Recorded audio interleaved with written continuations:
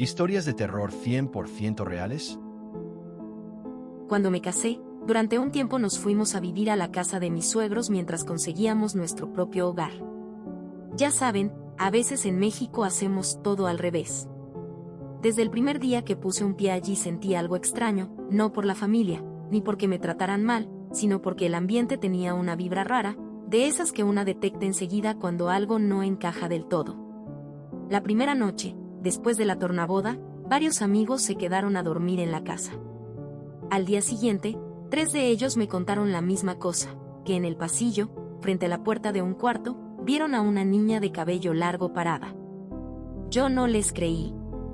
Pensé que, después de la fiesta y el alcohol, seguramente habían soñado o confundido algo. Pero lo curioso fue que los 3 lo describieron igual. Pasaron los días, y casi siempre me tocaba llegar a la casa por las tardes, sola, cuando no había nadie. Una de esas veces escuché claramente que se abría y cerraba una puerta en la planta alta. Creí que alguien de la familia había llegado antes que yo, así que no le di importancia y me puse a ver la tele. En ese momento me llamó mi esposo para avisar que él estaba con sus papás en el súper, haciendo las compras. Entonces volví a escuchar cómo se abría la misma puerta. Me inquieté y le pregunté si alguien más debía estar en casa, porque yo juraba que si había alguien arriba. Subí de inmediato, pero no encontré a nadie. Y lo más raro fue que, aunque era invierno y todas las habitaciones estaban frías, ese cuarto en específico estaba helado, incluso más que el aire de afuera. Sentí un escalofrío y preferí salir a la calle a esperar a que regresaran. Otra ocasión, después del cumpleaños de mi esposo, nos habíamos quedado con un globo inflado con helio que le habían regalado. Desde entonces, les tengo un miedo irracional a esos globos. Ese día llegué sola a la casa, y lo vi al pie de las escaleras. Lo noté de reojo, sin prestarle atención porque moría de ganas de ir al baño. Subí, y al salir del sanitario, casi me desmayo. El globo, que ya apenas flotaba, estaba justo frente a mi cara, como si me hubiera estado esperando. Me quedé helada. Lo aparté de un manotazo, corrí a mi cuarto y me encerré. Puse una película para distraerme, intentando olvidar lo que acababa de pasar. A la media hora escuché ruidos en la planta baja. Pensé que al fin habían llegado y bajé corriendo para contar lo sucedido, pero la casa estaba completamente vacía, sin luces encendidas. Entonces, de pronto, se oyó un portazo arriba, se fue la luz y la puerta de la recámara principal se abrió y cerró con fuerza. Otra vez salí corriendo al frío, esperando que alguien llegara de verdad. Mientras esperaba en la calle, ya casi de noche, no sé por qué levanté la vista hacia la ventana del cuarto principal. Fue entonces cuando vi cómo la cortina se movía, como si alguien hubiera estado espiando hacia afuera y se escondiera al notar que lo observaba. Desde ese día, tomé una decisión firme. Nunca más volver a entrar a esa casa sola. Mi familia y yo somos cristianos desde hace más de 13 años. Creo firmemente en lo que dice la Biblia, que existe un mundo espiritual donde el bien y el mal están en constante lucha. La experiencia que voy a contar ocurrió hace unos 4 o 5 años, cuando yo tenía 23 años y mi hermana, 20. Durante meses estuve experimentando algo que ya me parecía normal, parálisis del sueño. Estaba despierto, pero incapaz de moverme o hablar, escuchaba voces a mi alrededor, veía sombras muy cerca de mí. A veces me pasaba hasta 3 veces en la misma noche. Yo sabía que había algo en mi casa, y con mi fe en mente, estaba convencido de que era parte de esa batalla espiritual de la que habla la Biblia. Pasaron días y semanas hasta que una madrugada me despertó un grito horrible de mi hermana. Después nos contó que había tenido una pesadilla y, al despertar, fue al cuarto de mis papás para buscar consuelo. Al entrar, vio la silueta de alguien de pie junto a la cama. Pensando que era mi papá, le dijo: «Ay, papá, ¿qué haces despierto a esta hora? Me asustaste». Pero en ese momento giró la mirada hacia la cama y allí estaban mis 2 padres, acostados, profundamente dormidos. Fue entonces cuando sintió un miedo indescriptible y soltó el grito que me despertó. Salí corriendo y me encontré con una escena que aún hoy me pone nervioso al recordarla. Mi hermana estaba en la cama de mis papás, gritando con auténtico terror, con la mirada perdida, fija en la nada. Mis padres trataban de tranquilizarla, pero era imposible. El miedo que ella sentía era más fuerte que cualquier intento. No sé cuánto tiempo estuvimos intentando que reaccionara, hasta que, poco a poco, pudo articular palabras y nos contó lo que había visto. Mis padres y yo comenzamos a orar, tal como nos lo enseñan las escrituras. En ese momento, mi hermana empezó con náuseas, diciendo que sentía que algo dentro de ella quería salir. Mi papá y yo prácticamente tuvimos que cargarla hasta el baño porque no podía mantenerse de pie. Allí, en la taza, comenzó a vomitar, lo pongo entre comillas porque no salió nada, aunque ella aseguraba que sentía como estaba expulsando algo. Seguimos orando sin descanso. De repente, mi hermana empezó a hablarle a alguien, gritándole que la dejara en paz. Nosotros no vimos nada, pero ella sí. Me acerqué a su oído y continué orando con más fuerza. Después ella nos confesó que, en ese preciso instante, escuchó una voz que le decía que me golpeara. Gracias a Dios no lo hizo, y de un momento a otro todo terminó. El ambiente volvió a sentirse tranquilo, y mi hermana dejó de tener miedo. Estoy convencido de que aquella noche algo quería hacernos daño, algo que llevaba tiempo preparando. Pero Dios nos protegió. Desde entonces, jamás he vuelto a tener parálisis de sueño. Es una experiencia que pensaba que solo ocurría en películas de terror, pero vivirlo en carne propia es algo que no le deseo a nadie. Soy una chica de 12 años, y cuando mis papás se separaron yo tendría unos 9 o 10, no lo recuerdo con exactitud. Desde entonces mi papá ha cambiado de casa varias veces, pero hay una en particular que nunca voy a olvidar. Entre semana me quedaba con mi mamá, y los fines de semana me iba a la casa de mi papá. Ese fue su primer alquiler después de la separación. Al principio, todo era normal, fines de semana tranquilos, nada raro. Pero hubo una noche que todavía siento como la peor de mi vida. Me fui a acostar como siempre. Cerré los ojos intentando dormir, cuando de repente escuché un ruido extraño. El sonido de una taza de cristal siendo batida con una cuchara metálica. Era tan claro que de inmediato pensé que era mi papá, porque él siempre se preparaba un té digestivo después de cenar.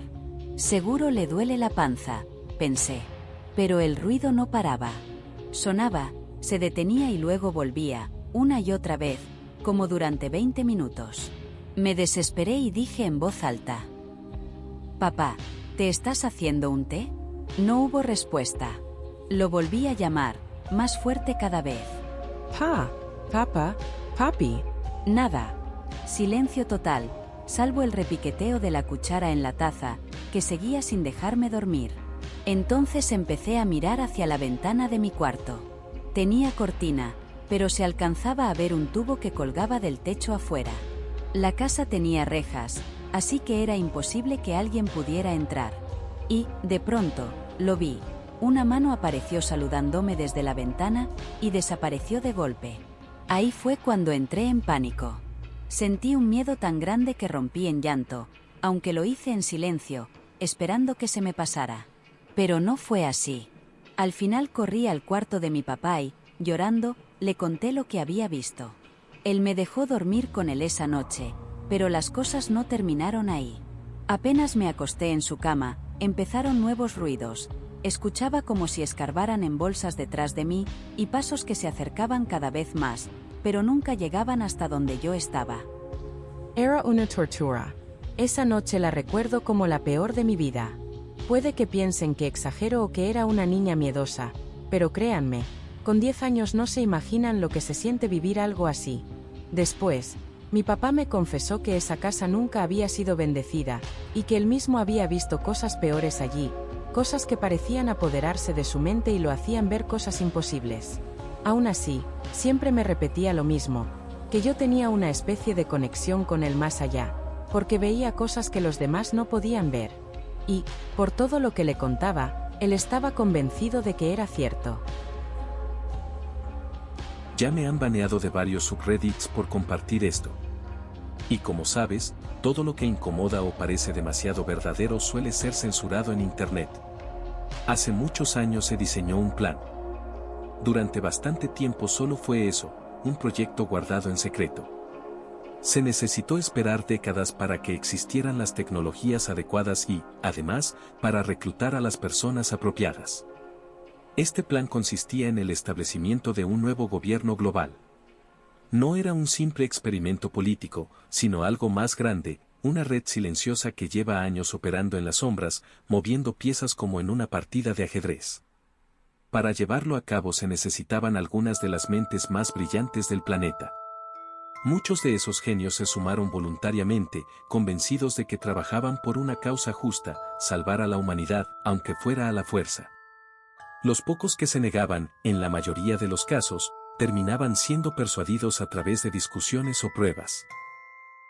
Algunos incluso fueron contratados bajo trabajos falsos y sometidos a evaluaciones psicológicas como primer filtro antes de ser integrados al proyecto. El plan es, sin duda, la cadena de acontecimientos globales más compleja jamás puesta en marcha. Y su objetivo central es volver a cada ciudadano contra su propio gobierno. ¿Cómo lograrlo? Esa fue mi pregunta cuando tuve un encuentro casual con alguien que parecía conocer demasiado. Su respuesta me heló la sangre. Primero debía existir una enfermedad diseñada a escala mundial. Tenía que generar miedo, pánico y paranoia masiva. Los líderes, científicos y medios de comunicación debían coincidir en un tratamiento único. Ese tratamiento se ofrecería como la única salida, mientras cualquier otra opción sería catalogada como peligrosa, insegura o prohibida. La manipulación haría que gobiernos y expertos creyeran ciegamente que esta era la única forma de salvar a la población. La población, confiada, pediría por voluntad propia ese tratamiento. Incluso los niños serían objetivo, con lo cual el sufrimiento y la indignación serían aún mayores cuando algo saliera mal. Lo que me pareció más inquietante fue lo siguiente: ni los líderes, ni los científicos, ni los medios de comunicación eran parte consciente del plan. No eran cómplices, sino simples herramientas. Fueron utilizados como mensajeros para tranquilizar a la población y, llegado el momento, serían desechados y señalados como culpables. Los pocos que se atrevían a cuestionar eran desacreditados, censurados y ridiculizados. Según lo que me dijeron, las llamadas vacunas no eran lo que parecían, en realidad eran agentes biológicos diseñados para actuar a largo plazo. El ARNM era la tecnología que habían estado esperando. El mensaje oficial logró que la gente rogara por recibir el tratamiento y que hiciera cola convencida de que era la única vía para recuperar la normalidad. El plan, hasta ahora, había superado todas las expectativas. La aceptación fue masiva, mucho mayor de lo previsto. Pero la última fase es la más oscura. Con el tiempo, la vacuna empezaría a volverse en contra de quienes la recibieron. Aumentaría las infecciones y, finalmente, provocaría la muerte de miles de millones. Esa es la ejecución final del plan. Para entender la historia que voy a contarles, primero debo explicar cómo fue que llegué a vivir en esa casa. La familia de mi mamá siempre ha creído en la brujería, en brujas, en sucesos paranormales. Todos los fines de semana, cuando íbamos a visitarlos, yo escuchaba las historias que me contaban, y con el tiempo empecé a interesarme tanto que terminé creyendo en ellas. Unos años después, mi papá le fue infiel a mi mamá y tuvimos que mudarnos, porque el esposo de la amante de mi papá lo amenazó de muerte. Así que nos fuimos lejos, a un sitio que quedaba como a 5 o 6 horas de viaje. Ahí vivimos alrededor de medio año. Durante ese tiempo yo vendía dulces para poder ayudar a comer. Mi mamá logró ahorrar lo suficiente y decidimos mudarnos de nuevo, esta vez todavía más lejos, a un lugar que quedaba a unas 10 horas de camino, cerca de donde vivían mis abuelos maternos. Al principio nos quedamos en casa de ellos durante un mes, hasta que conseguimos rentar una casa a unas 5 o 6 casas de la suya. Cuando fuimos a verla, encontramos en uno de los cuartos una bolsa con velas y cosas de brujería. Mi mamá la tiró de inmediato y no le dimos mucha importancia. Solo pusimos una imagen de Jesucristo en ese cuarto, y otra en el que compartía con mi hermano. Pasó el tiempo, y después de 1 o 2 años, mi mamá se reencontró con una amiga de la infancia. Empezaron a juntarse seguido, y casi todos los fines de semana cenábamos juntos. Yo me emocionaba mucho porque la amiga de mi mamá tenía un hijo un poco mayor que yo, y siempre inventábamos juegos. Recuerdo especialmente un día en que estábamos jugando algo parecido a Squid Game. Subimos las camas, movimos los muebles e hicimos nuestras propias barricadas. Pero luego se tuvieron que ir, y me quedé sola con mi hermano. Como aún queríamos seguir con el juego, volvimos a mover todo, pero esta vez, por alguna razón, se nos ocurrió bajar la imagen de Jesucristo que teníamos en nuestro cuarto. Le pedí a mi hermano que me acompañara a la cocina a buscar provisiones para seguir jugando. Yo subí primero, y de pronto escuché pasos detrás de mí, como si alguien más subiera conmigo. Entonces dije en voz alta: no te vayas a comer las provisiones, son para ahorita. Y en ese momento, vi claramente como alguien se metía en la guarida de cobijas que habíamos hecho. Incluso asomó la cabeza por entre las cobijas. Yo pensé que era mi hermano, pero enseguida lo escuché desde abajo gritándome: ¿qué dijiste? En ese instante me quedé helada. Sentí un escalofrío recorrerme todo el cuerpo. Después, uno de los colchones que habíamos levantado cayó de golpe. Quise creer que yo misma lo había tirado, y traté de no darle importancia. Mi hermano subió y me volvió a repetir que no me comiera las provisiones, pero en ese momento la luz empezó a apagarse poco a poco. El ambiente se sentía cada vez más pesado, me dio miedo, la piel se me erizó. Le dije: Tadeo, alguien pasó a tu guarida, y se fue directo hacia el osito. Él me confesó que también había escuchado pasos abajo, pero que prefirió no decir nada. En ese instante, de repente, de la caja de juguetes que teníamos en un mueble negro, le lanzaron un juguete directo a mi hermano. Ahí sí nos espantamos los dos. Tratamos de bromear diciendo que era por haber bajado al diosito, como para quitarle importancia, pero en realidad estábamos muertos de miedo. De pronto, se escucharon los sollozos de una mujer, llorando en la planta baja. Nos miramos y ya no aguantamos más. Decidimos devolver todo a su lugar y dejar de jugar. Esa misma noche tuve una parálisis del sueño. Fue aterrador. Desde entonces no he vuelto a experimentar nada así de extraño en esa casa. Hace un año decidí independizarme y me mudé solo a un departamento de un cuarto.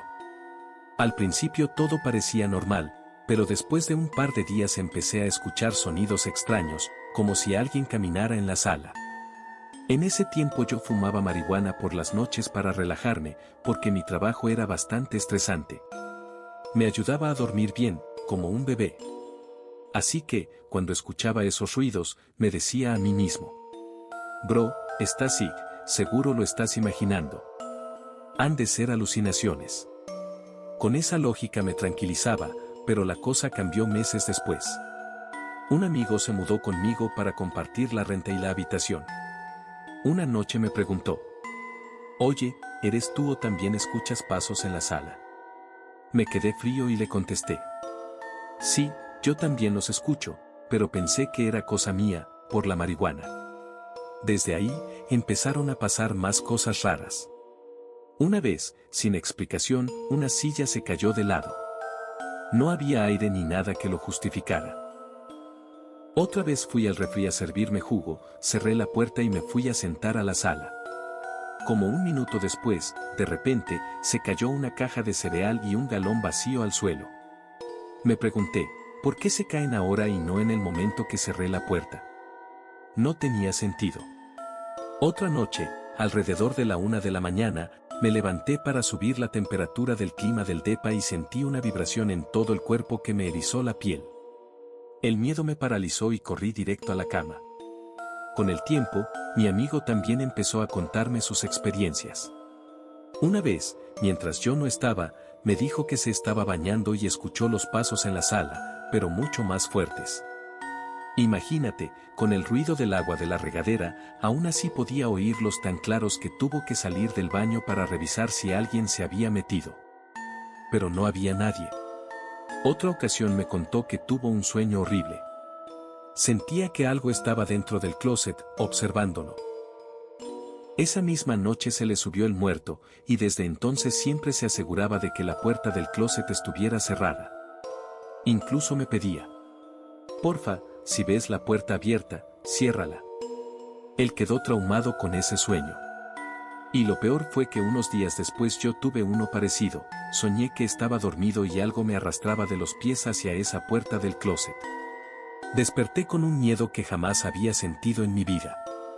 Llegamos a la conclusión de que había algo ahí, un espíritu o entidad que no descansaba. Le conté la situación a una compañera del trabajo y ella me regaló agua bendita y una oración de la Biblia.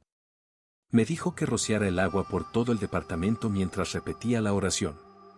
Una noche, mi amigo y yo lo hicimos. Caminamos por cada rincón, echando agua bendita y diciendo las palabras sagradas. Durante el proceso yo trataba de pensar en mis recuerdos más lindos, en el amor hacia mi familia y mis amistades. Quería llenar el lugar con buena energía. Sentía que la fe, el agua bendita y la palabra de Dios formaban una especie de campo de fuerza que debilitaba a esa cosa que no nos dejaba en paz. Y quiero decirles algo, después de eso, nunca más volvimos a escuchar pasos ni a vivir cosas inexplicables.